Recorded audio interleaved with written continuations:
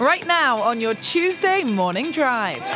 Tiger and Ricky dominated the headlines at this past weekend's Hero World Challenge. So what does a man who's coached both of them think of the current state of their games? Our insider has the latest. Plus, our Design Week continues. We've got the latest news from the world of golf architecture, the evolution of irons, and the latest tech in golf fashion. Also, after revealing his life-changing diagnosis yesterday, Morgan Hoffman joins us live to share his emotional story. It's all ahead on Morning Drive this Tuesday, December 5th, 2017.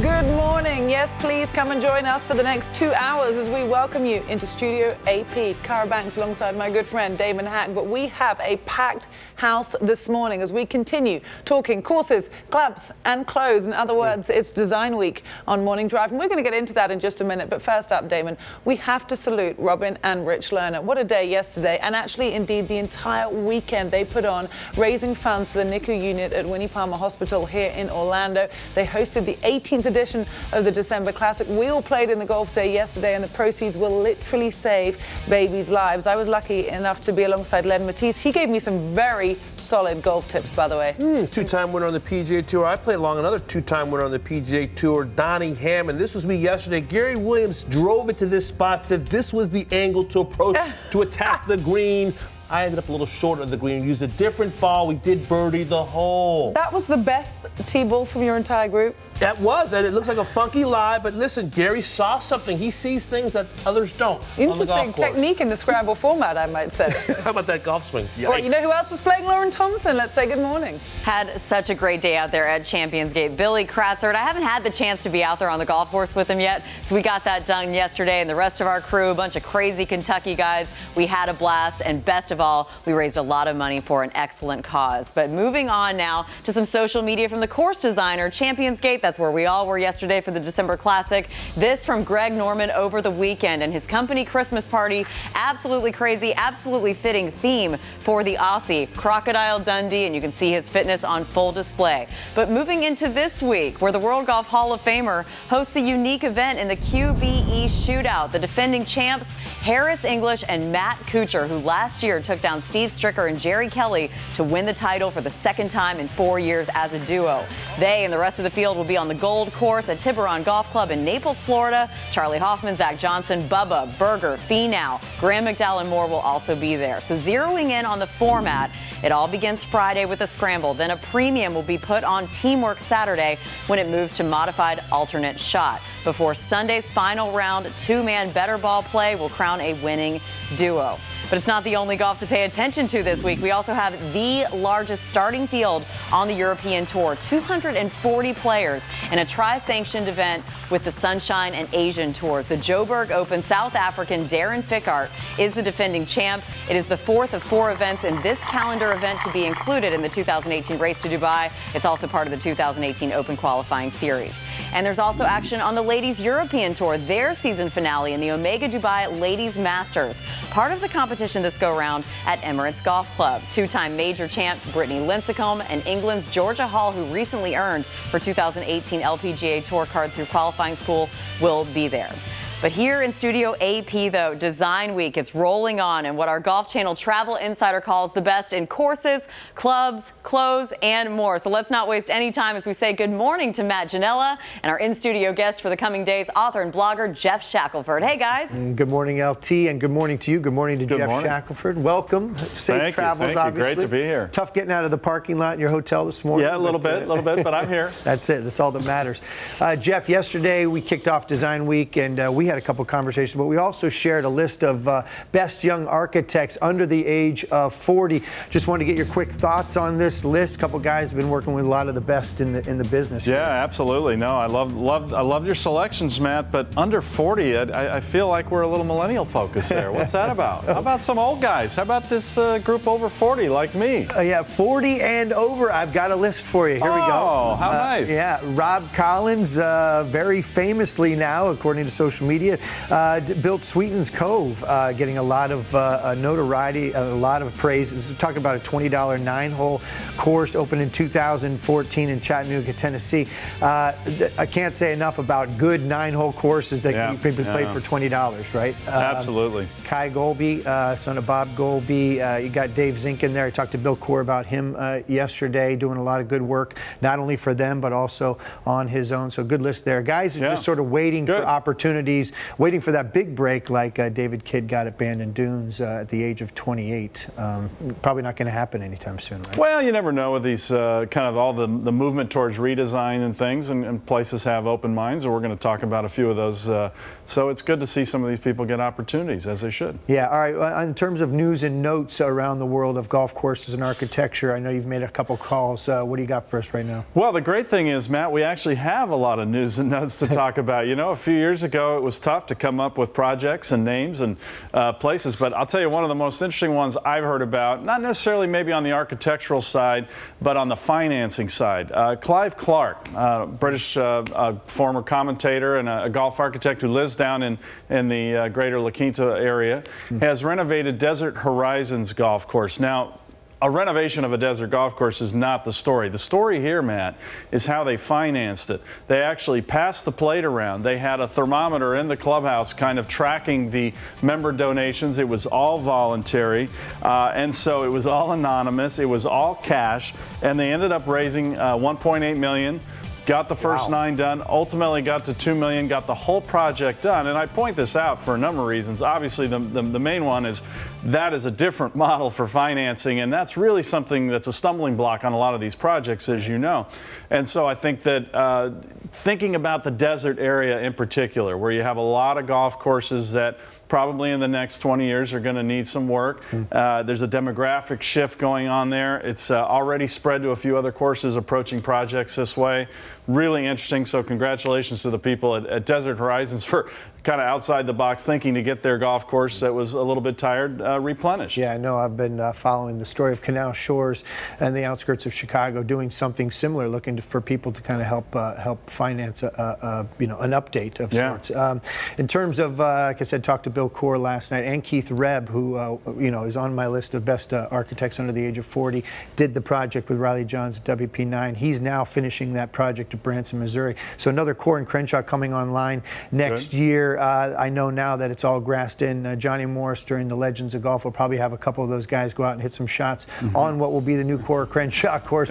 He once again missed the opportunity to kind of share the ridge line of the Ozarks there. And you see here, this was a tough piece of property to work with, not unlike what maybe Kapalua was for them in the early part of their career. But I think they made the best of what is a beautiful setting, and look for that golf course to be available to the public in the fall of next year. Yeah, and exciting. Ben and Bill working on a tough site again. They're usually kind of minimalist and like the easy sandy ground. Good for them. But with Johnny, I think there was a good fit there. I think when Johnny comes calling, it's hard to say no to him, Damon. Now over to you. All right, buddy. Hey, Matt, two of the biggest stars in the game side by side on Sunday. As Ice Cube might say, you GQ smooth now. Tiger Woods and Ricky Fowler. Tiger congratulating Ricky on that unforgettable victory, that final round 61 in Albany with 11 birdies. Our insider Tim Rosevert has nuggets on both as we open up the notebook. Our insider is here. Rosie, how are you, buddy? Doing great, Dame. You know, that was really appropriate that Ricky would win Tiger's tournament, considering he was one of the guys from that Jupiter network that basically got him out and started playing some competitive golf with the needles going and a couple bucks on the line, and it all led to not only a win by Ricky, but a win-win, because obviously Tiger's performance was a win. Speaking of the needle, Butch Harmon has a great needle. He likes to kind of push and prod his pupils,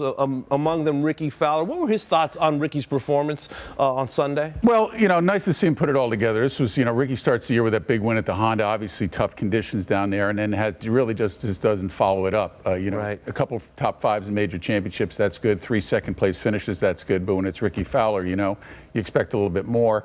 And he put a lot more work into this year than he did the previous year, and it showed statistically. You look across the board, number one in overall, and just didn't add up to the way it did with all those birdies on Sunday, obviously. How much have they drilled down on his sand play? Because it is a revelation, really a thing of beauty. He hits it in the sand, and you feel like he's going to get up and down, or possibly hold the shot. Number one in that category, too. This goes back to Hoy Lake. Ricky's was at a time where he was a totally different bunker technique, was struggling in the bunkers, if you can actually believe that, seeing what we saw on Sunday. And Butch gave him the old lesson that his father Claude gave him when he was down at Wingfoot. You know, you played there, Damon. You were up in that section for a while. You better be able to have some bunker play if you're not going to go bunker to bunker at Wingfoot. And so he tweaked his setup. Instead of cutting across the ball, maybe swinging out a little bit more for it, using the right hand a little bit more than maybe you'd expect.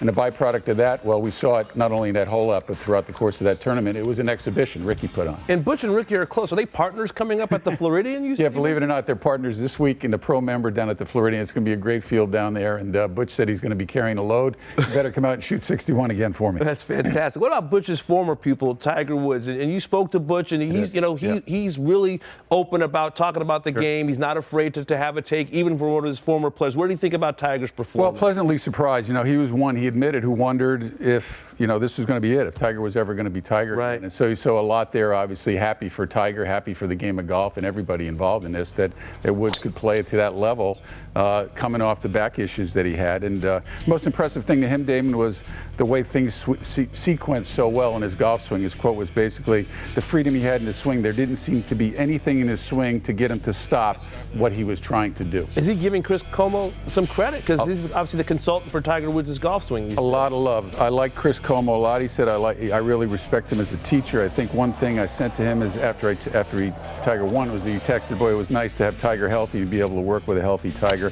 One of the most talented teachers in the game, Butch called him, and obviously as a biomechanic specialist, he's not really there day to day, Damon. It's more of a consultant role, and it's really how to make the body adapt to the pain that you're dealing with and make a good golf swing. Yeah. You know, Chris was hardly down at Medalist for any of this pre-tournament practice in that month that that Tiger was playing all these matches.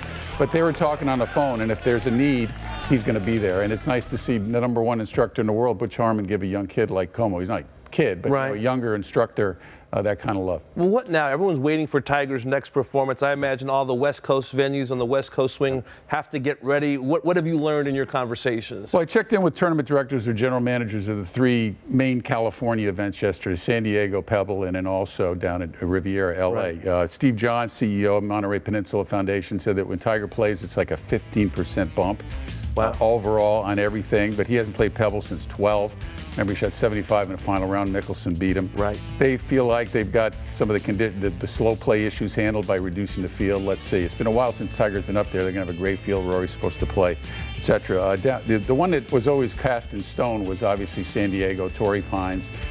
Down there at the Farmers. And, even Peter Ripa, who's the tournament director, acknowledges that his event is important to him, meaning the Genesis up at Riviera.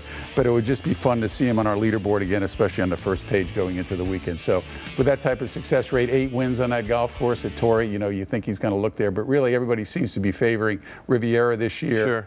With the Genesis, Tiger's Foundation, last year in such pain he couldn't get out of Orange County and go up and do any of the stuff that a host wants to do and is supposed to do. So you talk about the energy level there and all the phone calls they were getting, and just kind of an inside story. It's been a while since he's played Riv, since he's played Riv, 2006, and he WD'd. But, he goes way back, obviously played there at 16 years old. Michael Yamaki, who runs the course, and him have sort of one of those needle type of relationships. Right. And Tiger's always saying there's a picture above in the pro shop there, above the cash register and the counter, of Tiger winning it at 16. And he's always saying to Yamaki, hey, when are you going to update that picture? Yamaki said, when you come back and you win this golf tournament. It's one of the only places on the planet that he's played and hasn't won. So that's all the background, and let's see where he ends up. You got as Shackelford was telling me, you add the element of maybe going to Dubai in there the week of the Waste Management. If he does play Genesis, then does he play back-to-back, fly across the country and play Honda as another hometown event? So as the company line was, we're going to get together with the team afterward and discuss what works best. And it'll be interesting to see if he can avoid the temptation of going overseas for whatever appearance fee. Keep it healthy, keep it organic, keep it to California, prep that way. That seemingly would be the best formula for Tiger. But again, if somebody throws that kind of money at you, are you going to get on a plane and do what you did last? Amazing where we were a few months ago. Will Tiger ever play again? Now he's 20-1 to win the Masters. Let's send it over to LT. Thank you so much, Damon. Good to have Tim Rosafort in studio. Always nice to get his perspective. He's with us the whole morning, but still ahead, we're going to get you ready for the golf tonight. And this time, it's the up-and-coming kids that will amaze you on the course. The PGA Junior League Championship, and getting you and your family ready for what you're going to see later on Golf Channel, Susie Whaley, who's also about to become the president of the PGA of America. Then we get back to the week at hand here on Morning Drive. It is all about design, which includes gear. And our equipment insider, Matt Adams, who covered drivers yesterday, is going to show you just how far irons have come. And I can tell you, the face on the clubs they played back then, it's pretty shocking. Plus, we hone in on golf courses, the upkeep they require, and the price that could be paid if you just let them be. Matt Janella joins up with an expert here in studio to dial you in on the true cost of doing nothing. But for now, Damon, let's dial in a welcome sight any time of year. Absolutely, LT. Studio Scenics provided by Kapalua Golf, site of one of Tiger's great moments. Oh, yeah. Ernie Els, 2000. One more. A couple of old guys. That was terrible. Horrible. Was it bad? Almost. Horrible. Give it about an 8. We started out okay. We didn't whiff it.